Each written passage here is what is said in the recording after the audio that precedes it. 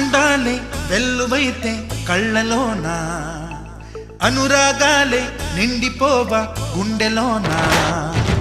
ఆనందాలే వెల్లువైతే కళ్ళలోనా, అనురాగాలే నిండిపోవా గుండెలోనా. మమతల మాలలు తెచ్చి ఆ కలతలనే చెరిపేసి, ముంగిట ముగ్గులు పెట్టి గొప్పెమ్మల కొలువే చేసి, మనమంతా చేరి ఆడి పాడే వేళ సంక్రాంతి పండుగ చేద్దాం.